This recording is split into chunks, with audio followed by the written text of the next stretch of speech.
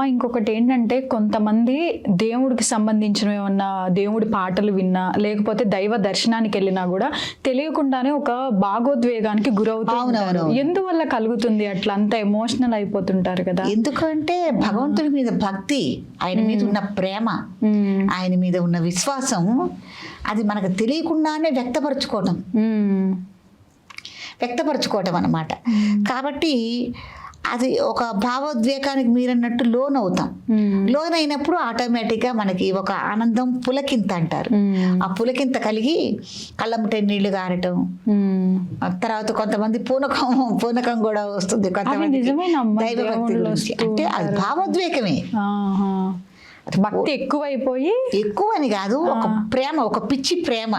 ఇప్పుడు మన వాళ్ళు ఎవరైనా ఏ విదేశాల్లో వెళ్ళారు, 2-3 ఏళ్లకో వచ్చారు, వచ్చినప్పుడు ఏ ఎయిర్పోర్ట్ లోనే మనం కలిసినప్పుడు ఏం చేస్తాం? భావోద్వేగానికి చేస్తాం. ఫస్ట్ వాళ్ళని దగ్గర తీసేసుకుని మనం ఏడు చేసేస్తాం, కళ్ళ నీళ్లు పెట్టేసుకుంటాం కదా.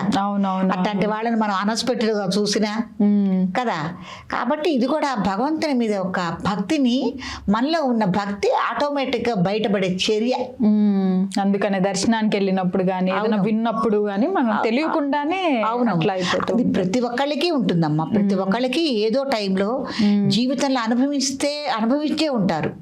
దైవభక్తిలో, ఈ సదాచార ఈ దీంట్లో ఈ ప్రయాణం చేసే వాళ్ళు ఎవరైనా కూడా, దేవుడి యొక్క అనుసరణలో ఉండి పూజలు పునస్కారాలు చేసుకునే వాళ్ళు ఎవరైనా కూడా తప్పకుండా మీరన్నా మనం అనుకున్న అనుభూతిని తప్పకుండా వాళ్ళు అనుభవించే తీరే ఉంటారు. ఎవరిని అడిగినా చెబుతారు ఆ మాట. మేము ఫలానా విషయంలో, ఫలానా యాత్రకు వెళ్ళినప్పుడు, లేకపోతే మనం ఫలానా సంఘటనలు జరుగుతూ, ఫలానా హోమం చేసేటప్పుడు మేము దీన్ని అనుభూతి చెందాము ఈ రకంగా అని చెప్తారు. ఒక్కొక్కసారి అన్ఎక్స్పెక్టెడ్ గా కూడా ఒక దైవలీల మనం ఏమన్నా చూసినప్పుడు కూడా మనకి ఈ అనుభూతి కలుగుతుంది. ఎందుకంటే నాకు రీసెంట్ గా జరిగిన ఒక విషయం చెప్తాను. చెప్పండి. మనకి పౌర్ణమి జరిగింది కదా, పోయిన నెల కార్తీక పౌర్ణమి కన్నా ముందు ఆ పౌర్ణానికి చంద్రగ్రహణం వచ్చింది కదా. ఆ రోజున ఇంట్లోకి నాగేంద్రుడు వచ్చి లక్ష్మణస్వామి విగ్రహం మీద కుబుసం విడిచి వెళ్ళారు. లక్ష్మణస్వామి విగ్రహం ఉత్సవమూర్తి మీద. నేను అక్కడే ఉండి జపం చేసుకుంటున్నా, స్వామి ఎట్నుంచి వచ్చారో తెలీదు, ఎట్లా వచ్చి లక్ష్మణస్వామి విగ్రహం మీద కుసం విడిచి వెళ్ళారో తెలీదు. లక్ష్మణస్వామి అంటే ఆదిశేషుడే కదమ్మా, రాములు వారేమో శ్రీ మహావిష్ణువు అవుతారు. విడిచి వెళ్ళారు.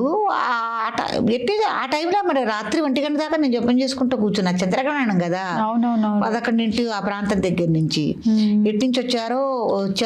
1 గంట అంటే గ్రహణం కూడా వదిలేట అంటే అప్పటిదాకా మనం జపం చేసుకుంటా కూర్చున్నాం కదా. ఎట్నుంచి వచ్చారో తెలియదు, నా కళ్ళ అయితే పడలేదు. స్వామి వచ్చి లక్ష్మణస్వామి విగ్రహం మీదే పాము కుబుసం విడిచి వెళ్ళారు, తెల్లటి కుబుసం విడిచి వెళ్ళారు. అదే ఆ టైంలో మేము చూడలే. గ్రహణం అయిపోయింది, పడుకున్నాం. మా అమ్మాయి కూడా ఉంది. అయితే తెల్లారి ఉచ్చ విగ్రహాలు అవన్నీ మళ్ళీ అభిషేకాలు చేసుకోవాలి కదా, గ్రహణాభిషేకాలు చేసుకోవాలి కదా. నేను తెల్లారి మా అమ్మాయి చూసి అమ్మ ఇట్రా అంది. నేనేదో పని మీద ఉన్నా, ఇట్రా అంటే వెళ్ళా. ఎడితే ఏముంది, స్వామివారి మీద కుబుసం ఉంది.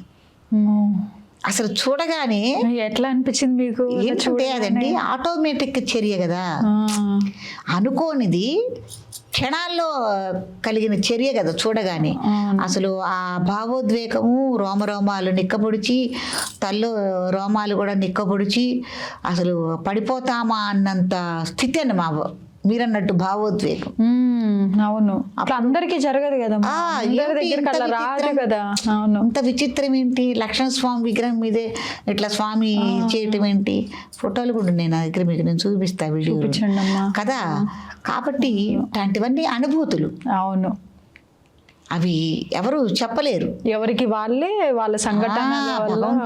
భగవంతుడి సంగతులన్నీ మనం చెప్పుకుంటుంటే అతిశయక్తులేళ్ళు, దేవుడి పిచ్చిలేళ్ళు చెప్పుకుంటారు. కానీ ఎవరికి వాళ్ళు అనుభవిస్తేనే ఇది అనుభవానికి వస్తుంది. కాబట్టి అమ్మా, ఇది ఒక అద్భుతమైన అనుభూతి. అది ఎంతో అదృశ్యం చేసుకుంటే గానీ అందరికీ అలవడదు, ఆ అనుభూతిని పొందలేరు. అవునమ్మా, నిజంగా చాలా సంతోషం మీకు ఆ అదృష్టం వచ్చింది. నాగేంద్ర స్వామి గ్రహణం రోజు దర్శనం ఇవ్వడం లాగా.